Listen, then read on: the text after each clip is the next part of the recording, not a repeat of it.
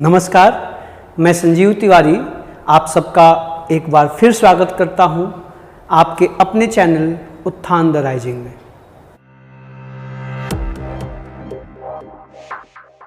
पिछले सेशन में जेनरिक और स्पेसिफिक से संबंधित चर्चाएं हम लोगों ने की और हमें लगता है कि हम लोगों ने 4-5 सेशन किया जेनरिक और स्पेसिफिक के यूजेज पर कि नाउन कब जेनरिक होगा, कब स्पेसिफिक होगा, और आपने आशा है उसको बेहतर देख के समझ के और तैयार होंगे अब आगे के लिए। मैं बार बार कहता हूँ, हर सेशन में कहता हूँ कि जो साथी नए हैं, पहली बार जुड़ रहे हैं, उन्हें प्लेलिस्ट में जाना चाहिए, जा कर के पिछले सेशंस को देखना चाहिए ताकि आज की बात आपको बेहतर से समझ में आए। अब हम लोग एक एक करके आर्टिकल्स के कुछ विशेष प्रयोगों की ओर चलते हैं। आज मैं आपसे बात करना चाहता हूँ कि अब एक चीज़ तो तय हो गई कि आर्टिकल्स का प्रयोग हम तभी करेंगे जब नाउन काउंटेबल होगा, चाहे वो काउंटेबल ओरिजिनली हो या हम प्रयोग के आधार पर, सेंस के आधार पर उसे काउंटेबल बना लें। अब ये बात आप समझ गए हैं कि चाहे आप उसको स्पेसिफिक सेंस में यूज करके या किसी विशेष अर्थ में यूज करके आप उसको काउंटेबल बनाएं या ऑलरेडी वो काउंटेबल हो, कोई फर्क नहीं पड़ता। लेकिन एक चीज़ तय हो गई, now it has been decided that the articles precede a noun when it is countable, count noun, uncountable nouns के साथ articles नहीं आता। अभी आप बेहतर समझ गए हैं कि काउंटेबल अनकाउंटेबल का फैसला हम डिसाइड करते हैं अर्थ और प्रयोग के आधार पर। आज एक नई समस्या। अब सवाल ये है कि ये तय हो गया कि नाउन जब काउंटेबल होगा तो आर्टिकल आएगा, कभी ए, कभी एन, कभी द। अब सपोज करिए, मान लीजिए कि आपके सामने इस तरह की स्थिति आ जाए, noun plus and plus noun. क्या इस बात को समझिएगा, ये तय हो गया कि नाउन काउंटेबल होगा तो आर्टिकल आएगा। आपने किया भी, आप देखे भी, तमाम सेशंस में सीखे भी। अब मान लीजिए आपके पास एंड से दो नाउन जुड़ जाएं या किसी अन्य कंजंक्शन से, ठीक? तो अन्य कंजंक्शन से जुड़ने के बाद परिस्थितियां अलग होंगी, लेकिन एंड से आप जब दो नाउन जोड़ते हैं तो आपको पता है कि एंड से दो नाउन जुड़ने के बाद ये अलग अलग भी हो सकते हैं और ये एक भी हो सकते हैं। अगर ये एक ही होंगे तब तो बात खत्म हो गई, आप आर्टिकल को कॉमन मान के लिख सकते हैं। लेकिन अगर ये अलग अलग हुए तो फिर हम आर्टिकल्स का प्रयोग कैसे करें, कॉमन मानकर एक बार करें कि बार बार करें। कहने का मतलब कि अगर मैं लिखूं, ये जो दो नाउन है आपके सामने है, मैं लिख दूं कि टीचर एंड फ्रेंड। अगर मैं कहूं पोइट एंड सिंगर, मैं इस तरह की चीज़ें लिखूं आपके सामने, ध्यान से देखिएगा, ये चीज़ें आपके सामने रखी जाएं तो आप समझ रहे हैं। आप अगर आर्टिकल्स के प्रयोग को समझने लगे हैं तो आप समझ रहे हैं कि टेक्निकली ये जो फ्रेजेज मैंने आपके सामने लिखे हैं, teacher and friend, poet and singer, ये गलत हैं। क्यों गलत हैं? क्योंकि यहाँ टीचर भी काउंटेबल नाउन है, फ्रेंड भी काउंटेबल नाउन है, सिंगुलर है, पोइट और सिंगर भी काउंटेबल नाउन है। हम जब भी किसी काउंटेबल नाउन को सेंटेंस में प्रयोग करेंगे तो बिना आर्टिकल के नहीं आ सकते, कुछ ना कुछ आना चाहिए। अगर आर्टिकल नहीं आएगा तो कोई ना कोई डिटरमिनर आना चाहिए, यहाँ पर कुछ नहीं आया है। लेकिन यही मुद्दा है, यही चर्चा का विषय आज है कि अगर इस तरह के फ्रेजेज, इस तरह के एक्सप्रेशंस आपके सामने आते हैं तो आप इनके साथ आर्टिकल्स का प्रयोग किस प्रकार करेंगे। क्या आप कॉमन मानकर एक बार यहाँ करेंगे कि अलग अलग मानकर यहाँ और यहाँ करेंगे? तो जवाब है कि आप दोनों ही चीज़ें कर सकते हैं। आपने अगर लिखा अ टीचर एंड फ्रेंड तो ये भी ठीक है, और अगर आपने कहा a teacher and a friend तो ये भी ठीक है। ध्यान से समझिएगा, एंड से दो नाउन जुड़े हों और आपको वहाँ आर्टिकल्स का प्रयोग करना है, तो आप इसको सिंगल यूनिट मानकर एक बार कॉमन रूप में भी प्रयोग कर सकते हैं और अलग अलग भी कर सकते हैं, लेकिन दोनों की कहानी बदलेगी। आप जब इस तरह से अ टीचर एंड फ्रेंड लिखते हैं तो यहाँ पर वन पर्सन है, एक ही व्यक्ति है। और आप जब ऐसे लिखते हैं a teacher and a friend, तो यहाँ पर कितने हैं? टू पर्सन्स हैं, दो लोग हैं। अब आपको ये संभालना है। अच्छा, ये बात सिर्फ ए एंड पे ही लागू नहीं होती, ये बात द पे भी लागू होती है। आप लिख सकते हैं द पोइट एंड सिंगर, और आप ये भी लिख सकते हैं the poet and the singer. ये दोनों के दोनों एक्सप्रेशन करेक्ट हैं। जाहिर सी बात है, अभी जो चर्चा हुई, जब आप कहते हैं द पोइट एंड सिंगर, तो हाँ वन पर्सन है, जो व्यक्ति पोइट है वही सिंगर भी है। जब आप कहते हैं the poet and the singer, तो एक पोइट और एक सिंगर, दो डिफरेंट हो गए। पहले इस बात को ध्यान से समझ लीजिए, इसको गांठ मान लीजिए कि हम जब एंड से दो काउंटेबल नाउन्स जोड़ेंगे अलग अलग, तो हम वहाँ आर्टिकल्स का प्रयोग कॉमन मानकर एक बार भी कर सकते हैं और अलग अलग मान के भी कर सकते हैं। हम जब उन दोनों नाउन्स को एक ही मानेंगे तो आर्टिकल एक बार आएगा, और जब अलग अलग मानेंगे तो आर्टिकल बार बार आएगा। जितनी बार नाउन उतनी बार आर्टिकल। क्लियर है? ये तो हो गया स्ट्रक्चर कि हम इस तरह से लिख सकते हैं। अब इनके प्रयोग की बात की जाए, हम जब इनका प्रयोग करेंगे तो कैसे करेंगे? तो साहब अब एक बात समझिएगा बहुत अच्छे से कि आपने जब लिख दिया अ टीचर एंड फ्रेंड अथवा a teacher and a friend, तो अभी एक फ्रेज बन गया। आपको पता है कि जब एक से अधिक शब्द मिलकर कोई कॉम्बिनेशन में आते हैं तो उसे फ्रेज कहते हैं। तो एक फ्रेज बन गया।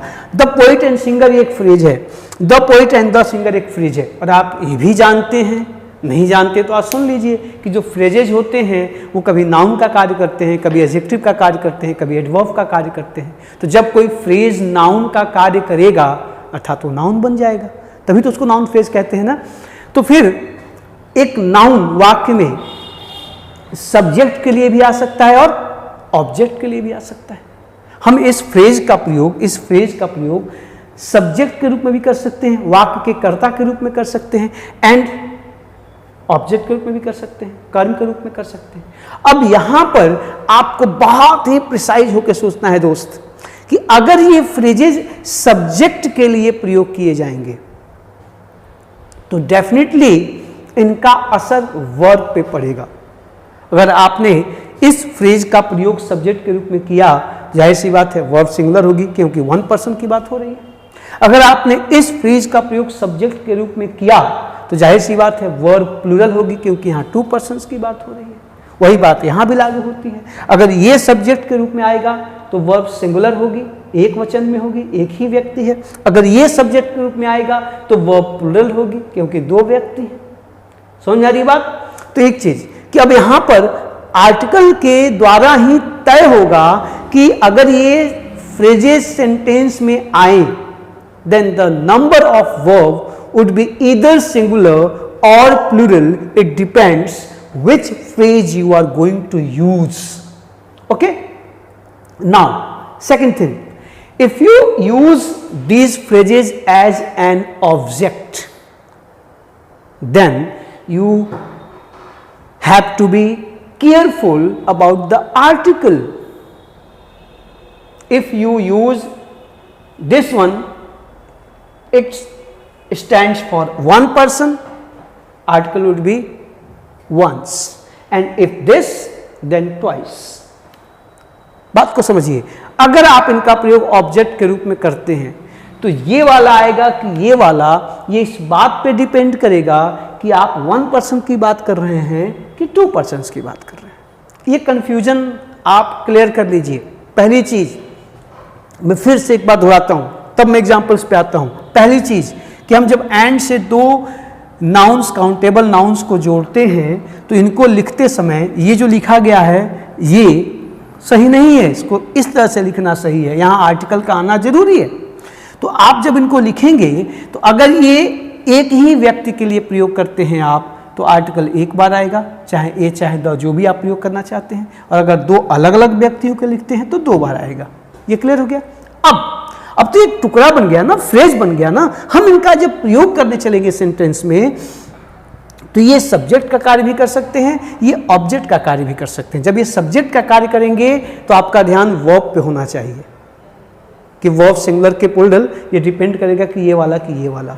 और जब ये ऑब्जेक्ट का कार्य करेंगे तो आपका ध्यान आर्टिकल्स पे होना चाहिए, क्योंकि अगर एक पर्सन के लिए आएगा तो इसको प्रयोग करेंगे, 2 पर्सन्स के लिए आएगा तो इसको प्रयोग करेंगे, एक ही पर्सन के लिए आएगा तो ये आएगा, दूसरे के लिए ये आएगा। अब ये बात ऐसे नहीं, हम कुछ एग्जाम्पल्स देते हैं, उन एग्जाम्पल्स से समझिए। मैं एक क्वेश्चन के फॉर्म में आपके सामने लिखता हूँ और आपको इनको संभालना है और मुझसे पहले उत्तर सोचना है कि आप क्या करेंगे। और कंफ्यूजन आज के बाद आपकी दूर हो जानी चाहिए कि आप यहाँ पर 2 नाउन्स के साथ आर्टिकल्स का प्रयोग एक बार करेंगे कि 2 बार करेंगे। देखिएगा जरा, अब मैं अगर लिखूं, मैं सेंटेंस लिखता हूं, अगर मैं लिखूं कि the poet and singer have been rewarded by our society। देखिएगा जरा, अब ये सेंटेंस मैंने लिखा, जल्दी से आप बताएं, मुझसे पहले सोचें, मैं इस सेंटेंस को लिखकर पास की फेल? बोलिए, क्या फेल ना? हाँ, अगर आप मुझे फेल कर रहे हैं तो मेरे लिए खुशी की बात है कि आप सही सोच रहे हैं। देखिए यहाँ पर मैंने किसका प्रयोग किया है? हैव का। ये रॉन्ग है, क्योंकि मैंने क्या लिखा है? द पोएट एंड सिंगर, अर्थात जो व्यक्ति पोएट है वही सिंगर है, एक ही व्यक्ति है। अर्थात कवि और गायक जो भी पर्सन हैं उन्हें हमारी सोसाइटी ने क्या किया है? पुरस्कृत किया है। ये वर्ब देखिए, आप यहाँ हैव का प्रयोग नहीं कर सकते, क्या आना चाहिए? है जाना चाहिए। ये देखो, आपका फोकस होगा आर्टिकल पे, वर्ब आपका नंबर ले डूबेगा। यहाँ सब्जेक्ट का कार्य कौन कर रहा है? द पोएट एंड सिंगर, ये एक ही पर्सन, इसलिए यहाँ पे हैव नहीं, है जाना चाहिए। अब देखो, जस्ट इसके ऑपोजिट अगर मैं कहूं कि a teacher and friend of mine,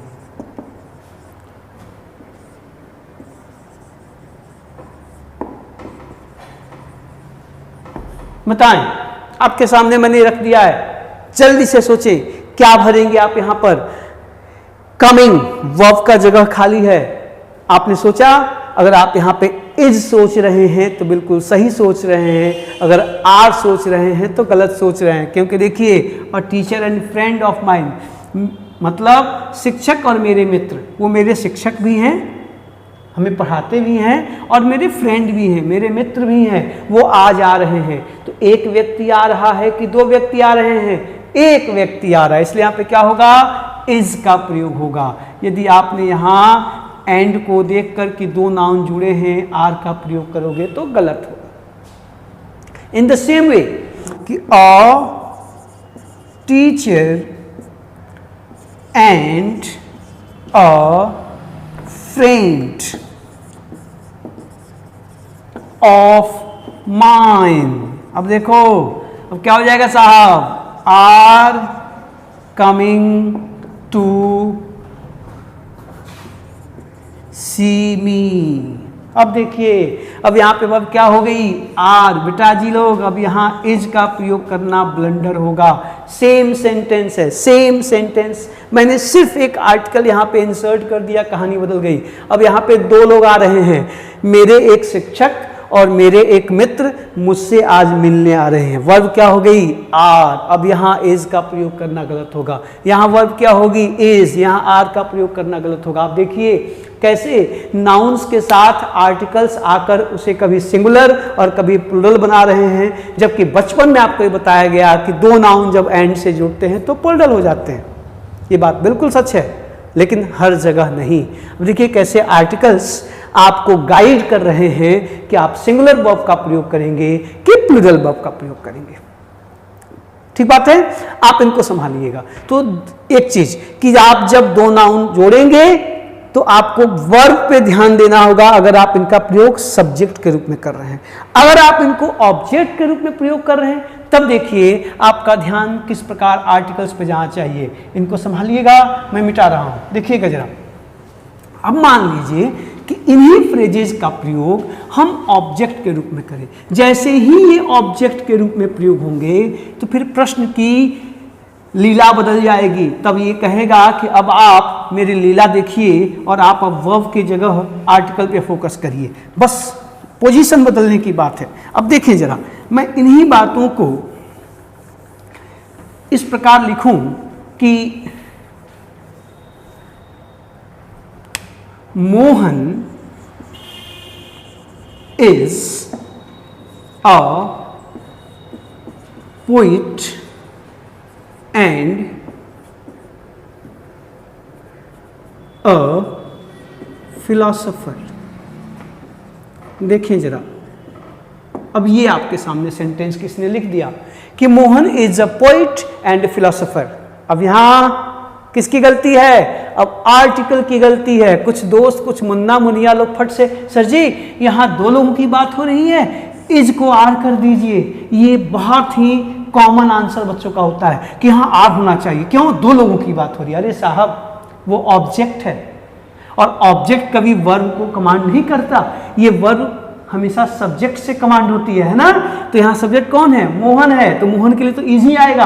अब मोहन अकेला है कि दो हैं? अकेला है, एक ही व्यक्ति है, अर्थात मोहन ही कवि है और मोहन ही दार्शनिक है। अर्थात यहां पर ये जो आर्टिकल आया है ये नहीं होगा, ये अतिरिक्त आर्टिकल है।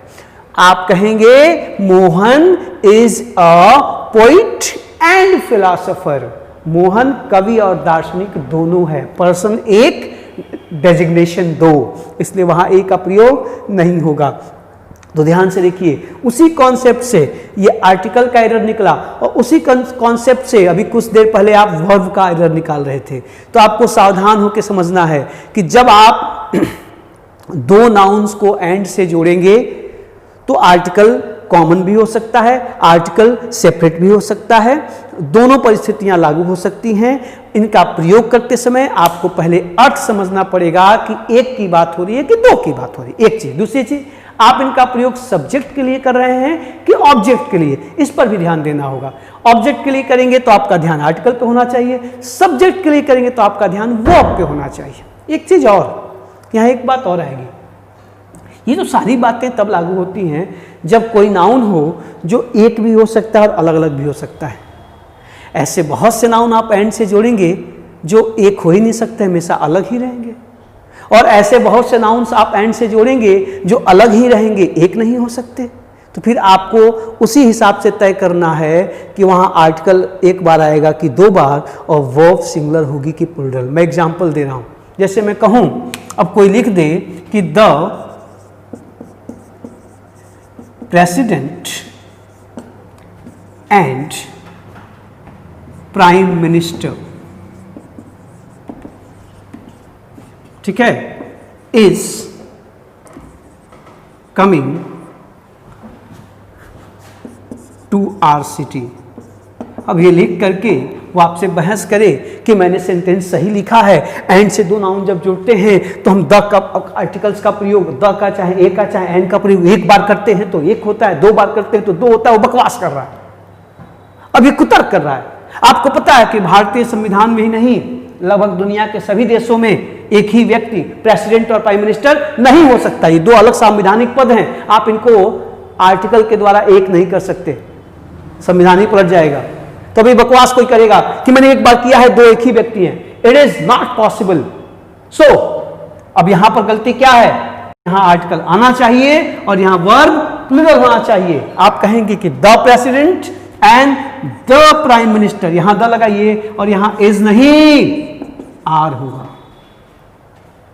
आ रही बात समझ में? क्यों? क्योंकि यहां पर जो दोनों शब्द एंड से जुड़े हैं ये हमेशा डिफरेंट ही होंगे, कभी एक नहीं हो सकते। क्लियर? अब देखो इसी तरह मैं कहूं कि द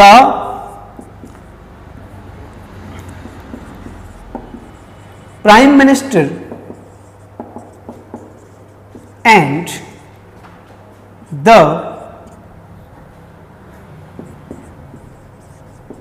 प्रेसिडेंट ऑफ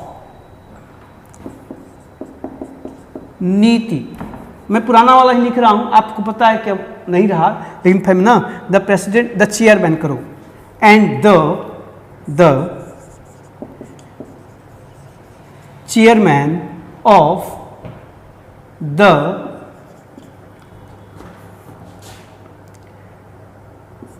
ये देखो नीति कमीशन,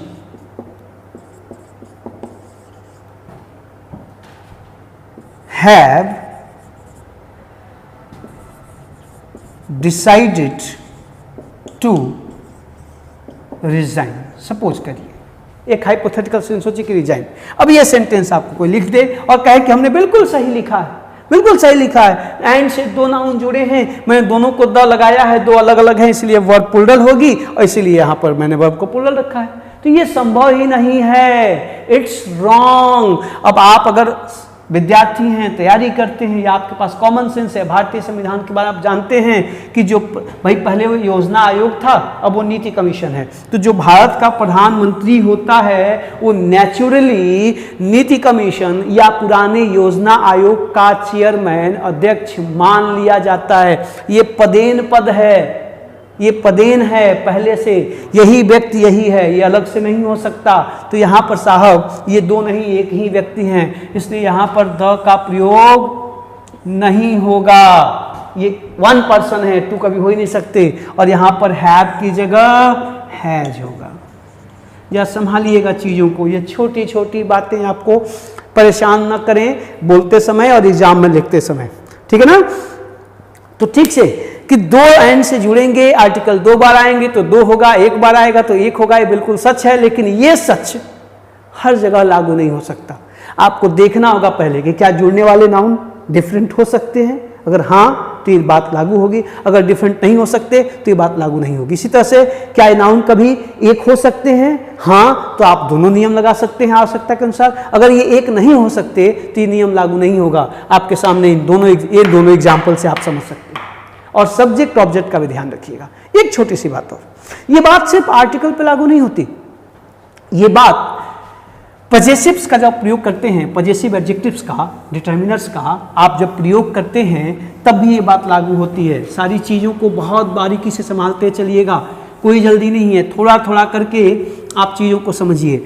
आप जैसे आर्टिकल्स का प्रयोग करते हैं वैसे ही पजेसिव्स का प्रयोग करते समय भी इस बात का ध्यान रखिएगा कि हम जब पजेसिव्स का प्रयोग करते हैं तो वो दो बार भी हो सकता है एंड से जुड़ने पर, और एक बार भी, और उसकी मीनिंग वही होगी जो भी मैं समझा रहा हूँ। अगर आप कहते हैं my father and my teacher, तो जाहिर सी बात है यहाँ दो लोग हैं, आपके पिताजी और आपके शिक्षक।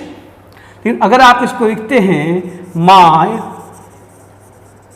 फादर एंड टीचर, तो भैया अभी एक ही व्यक्ति हैं, अर्थात आपके पापा ही आपके शिक्षक भी हैं, अर्थात जिस स्कूल में वो पढ़ाते हैं वहाँ आप भी पढ़ते हैं, या घर पे आपको वही ट्रेन करते हैं, वही सिखाते हैं। देखिएगा जरा, तो my father and my teacher, to persons, my father and teacher one person. जाहिर सी बात है आप जब इनका प्रयोग करेंगे तो फिर वही बात जो तब से मैं समझा रहा हूं कि जब ये सब्जेक्ट के रूप में आएंगे तो फोकस वर्ब पे करिएगा, ठीक है, और जब ये ऑब्जेक्ट के रूप में आएंगे तो फोकस पजेसिव पे करिएगा, प्रयोग पे करिएगा। यहाँ जब वर्ब आएगी तो वर्ब होगी आर, वर, ठीक है या डू, आप समझ रहे हैं। यहाँ जो वर्ब आएगी वो होगी इज, वॉज, हैज टच। अब आपको समझना होगा, है ना। अब मैं सेंटेंस लिख दूं कि my father and my teacher has decided to leave his property for the trust। देखें साहब, अब यह सेंटेंस आपके सामने आ गया कि my father and my teacher had decided to leave his property for the trust.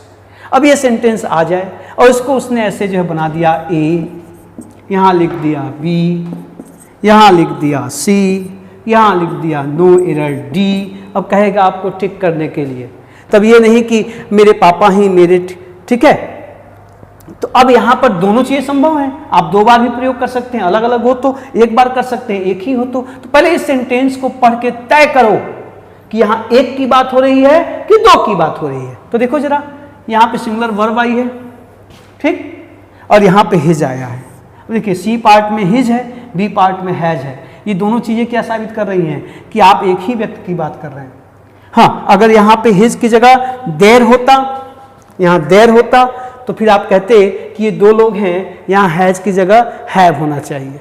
और अगर यहाँ पर हैव होता, यहाँ पे हैव होता, तो आप कहते कि दो लोगों की बात हो रही है, यहाँ हिज की जगह देर होना चाहिए। इसके तीन कंडीशंस हैं। अभी आप एरर कहाँ लगाओगे?